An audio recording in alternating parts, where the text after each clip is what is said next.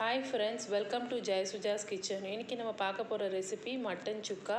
இது எப்படி நம்ம வீட்லேயே டேஸ்ட்டாக செய்யலான்றதை பார்க்கலாம். இப்போ நான் வந்து ஒரு 1/2 கிலோ மட்டன் எடுத்து நல்லா வாஷ் பண்ணிவிட்டு மஞ்சத்தூள், உப்பு எல்லாத்தையும் போட்டு நல்லா வாஷ் பண்ணி எடுத்து வச்சுருக்கேன். இதை வந்து கொஞ்சம் பெரிய பீஸாக இருந்தால் ஒரு சின்ன பீசஸாக கட் பண்ணிக்கோங்க. இப்போ இதில் வந்து ஒரு 1/2 டேபிள் ஸ்பூன் வந்து மஞ்சத்தூள் ஆட் பண்ணிக்கோங்க. இப்போ ஒரு டேபிள் ஸ்பூன் சால்ட்டு மட்டும் ஆட் பண்ணிக்கிறேன். அதுக்கப்புறம் தேவைப்பட்டதுன்னா நம்ம அதுக்கப்புறமா சால்ட் எக்ஸ்ட்ரா ஆட் பண்ணிக்கலாம். இப்போ நான் 5 டேபிள் ஸ்பூன் அளவு வந்து குழம்பு மிளகாத்தூள் தான் ஆட் பண்ணுறேன். இதுக்கு வந்து தேவைப்பட்டால் அதுக்கப்புறமா நம்ம காரத்துக்கு பெப்பர் ஆட் பண்ணிக்கலாம். இந்த கரெக்டாக இருக்கும். 1/2 கிலோவுக்கு இந்த ஸ்பூனில் நீங்கள் 5 டேபிள் ஸ்பூன் போட்டிங்கன்னா உங்களுக்கு கரெக்டாக இருக்கும். இன்னும் காரம் நல்லா வேணும்னு நீங்கள் நினச்சிங்கன்னா நீங்கள் எக்ஸ்ட்ரா கூட ஒரு ஸ்பூன் ஆட் பண்ணிக்கோங்க. இது நல்லா மிக்ஸ் பண்ணி விட்டுடுங்க.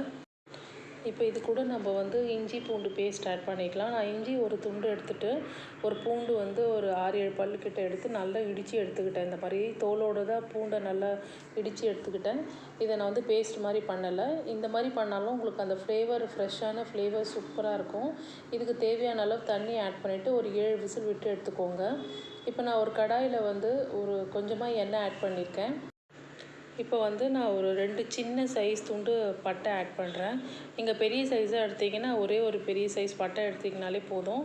இது கூட நான் வந்து ஒரு சின்ன டேபிள் ஸ்பூன் அளவு வந்து சோம்பு ஆட் பண்ணிக்கிறேன். இது நல்லா ஃப்ரை ஆகணும். உங்களுக்கு பார்த்திங்கன்னா தெரியும், சின்ன ஸ்பூன் அளவு தான் இது. இது நல்லா ஒரு ஃப்ரை ஆகி ஒரு ப்ரௌன் கலரில் வரணும். இது கூட ஒரே ஒரு காஞ்ச மிளகா ஆட் பண்ணிக்கிறேன். இது வேணும்னா ஆட் பண்ணிக்கோங்க, இல்லைனாலும் நீங்கள் இது ஸ்கிப் பண்ணிக்கோங்க. இது ஆப்ஷனல் தான். இப்போ நான் காஞ்ச மிளகா ஆட் பண்ணிடுறேன்.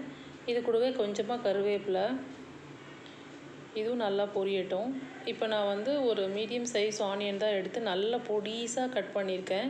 பார்த்திங்கனாலே தெரியும், நல்லா பொடிசாக கட் பண்ணிக்கோங்க. இதில் நான் ஆட் பண்ணிக்கிறேன். இது நல்லா வதங்கட்டும். இப்போ இதுக்கு வதங்கிறதுக்கு தேவையான அளவு கொஞ்சமாக சால்ட் ஆட் பண்ணிக்கோங்க. ஏன்னா நம்ம கறியில் ஆல்ரெடி உப்பு போட்டு தான் வேக வச்சுருக்கோம்.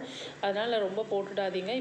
இப்போ ஆனியன் நல்லா வதங்கினதுக்கப்புறமா நம்ம தக்காளி, ஒரு சின்ன சைஸ் தக்காளி தான் எடுத்திருக்கேன். அதையும் நல்லா பொடிசாக கட் பண்ணி ஆட் பண்ணிக்கோங்க. ஏன்னா இது நமக்கு வந்து சுக்காவாக பண்ணுறதுனால நமக்கு அது வெங்காயம் தக்காளி தனியாக தெரியக்கூடாது. இப்போ நான் வந்து கலருக்காக ஒரே ஒரு சின்ன டேபிள் ஸ்பூன் அளவு காஷ்மீரி மிளகாத்தூள் ஆட் பண்ணிக்கிறேன். இப்போ கறியை வந்து நான் ஒரு 7 விசில் விட்டு நல்லா எடுத்துட்டேன். இப்போ கறி நல்லா வெந்துருச்சு. இது வந்து நீங்கள் எடுக்கிற கறியை பொறுத்து, அதே மாதிரி தண்ணி பொறுத்து நீங்கள் விசில் கணக்கு பார்த்துக்கணும். ஏன்னா சில கறி ரொம்ப ஹார்டாக இருந்ததுன்னா ரொம்ப நேரம் ஆகும் வேகிறதுக்கு. அதனால் முத்தல் கறியாக இருந்ததுன்னா ரொம்ப நேரம் ஆகும். அதனால் நீங்கள் கறியும் அந்த தண்ணி பொறுத்து தான் நீங்கள் உங்கள் கறி எந்த விசில் விட்டால் வெந்துடும் உங்களுக்கு தெரியும் இல்லையா? ஸோ அதை பேஸ் பண்ணி நீங்கள் அந்த மாதிரி வேக வச்சு எடுத்துக்கோங்க. இப்போ நான் வந்து இந்த தண்ணியெல்லாம் ட்ரைன் பண்ணிவிட்டு கொஞ்சம் அப்படியே தண்ணி சுண்டு விடுற மாதிரி பண்ணிவிட்டு அதுக்கப்புறமா நான் கடைசியாக அந்த கறியை ஆட் பண்ணிக்கிறேன்.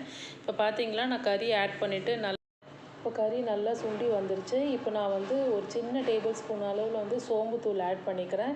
ஏன்னா இது கடைசியாக இறக்கும்போது போட்டிங்கனால அது நல்ல வாசனையாக இருக்கும். உங்களுக்கு அந்த கறி சாப்பிட்ட ஒரு ஃபீல் கொடுக்கும். அதே மாதிரி அதே ஸ்பூனில் வந்து நான் வந்து பெப்பர் ஆட் பண்ணிக்கிறேன். நீங்கள் இன்னும் காரம் வேணும், பெப்பர் வாசனை ரொம்ப பிடிக்கும்னா நீங்கள் எக்ஸ்ட்ரா கூட ஆட் பண்ணிக்கலாம். இப்போ பார்த்தீங்கன்னா நல்லா ட்ரை ஆகிடுச்சு. அந்த தொக்கு உங்களுக்கு வெங்காயம் தக்காளியே தனியாக தெரியாது, அதோடவே ஸ்மாஷ் ஆகிடுச்சு. பார்த்தீங்கனாலே தெரியும்.